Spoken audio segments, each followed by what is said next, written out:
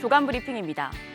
조선일보는 세계 28개국 정부와 빅테크 대표들이 참가한 AI 정상회의 소식을 전했습니다. 현지 시간 1일 영국 블랙칠리 파크에서 열린 AI 안전 정상회의에 참석한 28개국가 EU는 기술 발전 속도를 감안할 때 고도의 AI, 프론티어 AI의 위험성을 이해해야 하며 각국이 대응 정책을 세우고 서로 협력해야 한다는 내용의 골자로 한 블랙칠리 선언을 발표했습니다. 지난해 11월 생성형 AI, 챗GPT의 등장으로 본격화된 AI 개발 경쟁이 산업과 노동, 문화 등 전 영역을 바꿔놓고 있는 상황에서 더 강력한 AI가 등장하기 전에 규제와 표준을 만들어야 한다는 글로벌 공감대가 형성된 겁니다. 진아 러몬도 미 상무부 장관은 미 국립표준기술연구소 산하에 AI 안전연구소를 설치하고 영국이 설립하기로 한 AI 규제기관과 공식적인 협력 관계를 맺겠다고 밝혔습니다.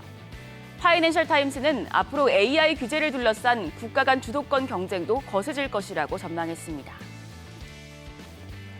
한국경제신문은 세계 주요 산유국인 사우디아라비아가 지난 3분기에 대규모 재정 적자를 기록했다고 보도했습니다.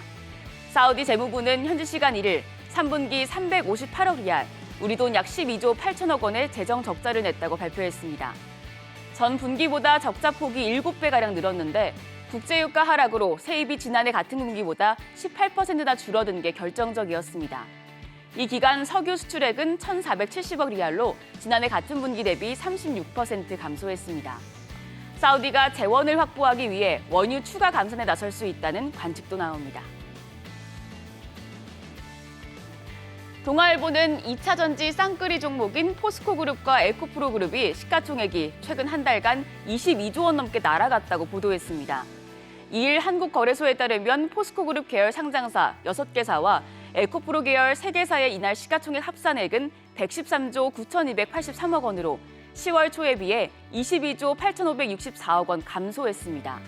그런데 이 기간 개인 투자자들이 외국인 물량을 받아내며 2차 전지주를 사들인 것으로 나타났습니다. 전문가들은 2차 전지 주가가 떨어지자 개인들이 추격 매수에 나선 것으로 보고 있습니다.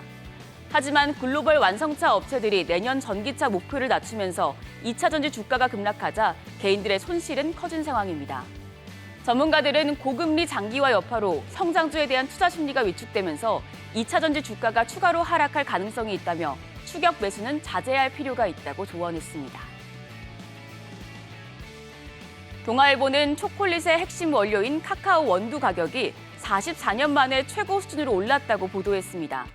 외신 등에 따르면 12월 인도분 카카오 가격은 뉴욕 선물거래소에서 톤당 3,786달러, 약 509만 원으로 치솟았습니다.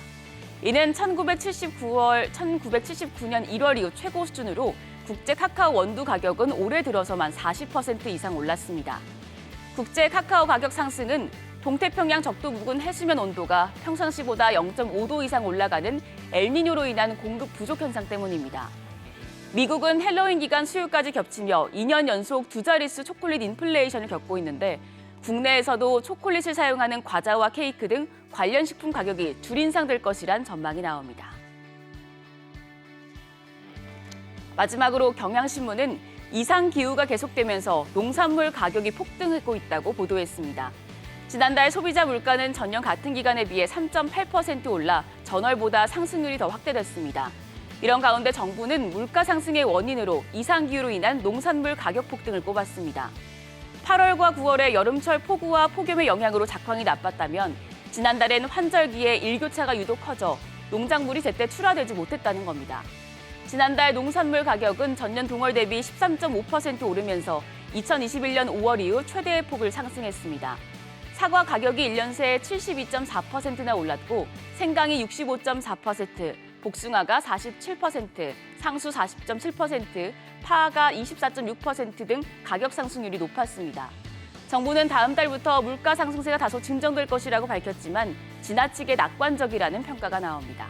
지금까지 조간 브리핑이었습니다.